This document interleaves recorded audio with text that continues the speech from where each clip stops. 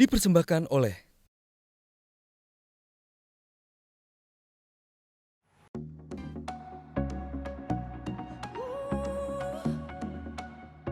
Indonesia adalah negara multikultural dengan banyak sekali jenis kebudayaan dan tradisi di setiap daerahnya. Untuk menciptakan eksistensi budaya, harus dilakukan dengan proses yang sungguh-sungguh dari pribadi masing-masing.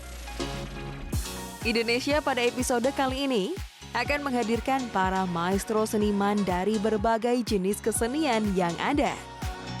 Yaitu ada Nasirun, sang maestro seni lukis yang karya-karyanya sudah tidak diragukan lagi, baik di dalam maupun luar negeri.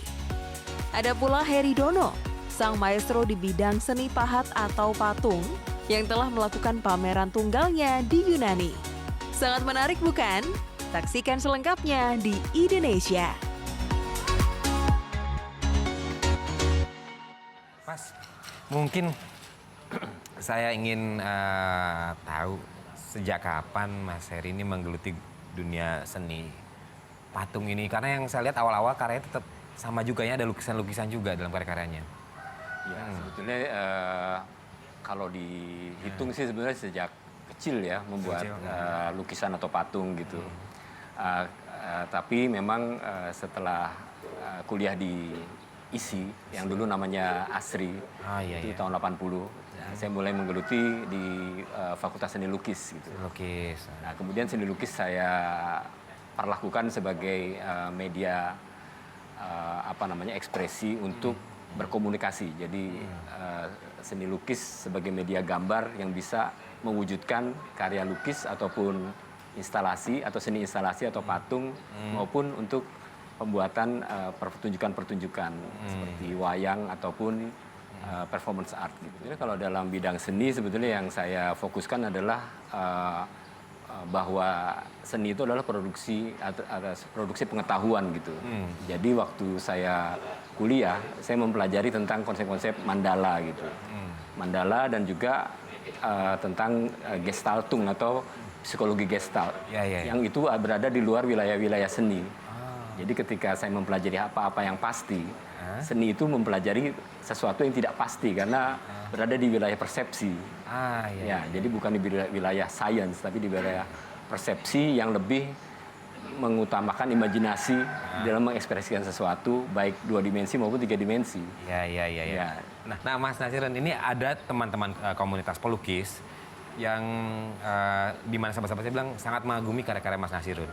Dan mereka menyebutkan bahwa ada Avandinya di dalam Mas Nasirun. Benar nggak sih itu? Ya, saya kira Avandi itu idola ya. Dan saya kira Avandi itu banyak sekali menginspirasi seniman. Saya kira tidak hanya seniman lukis.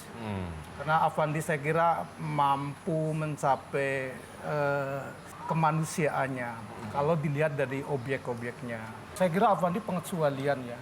Dia sebagai tokoh perdamaian dunia, dia seorang maestro sejati.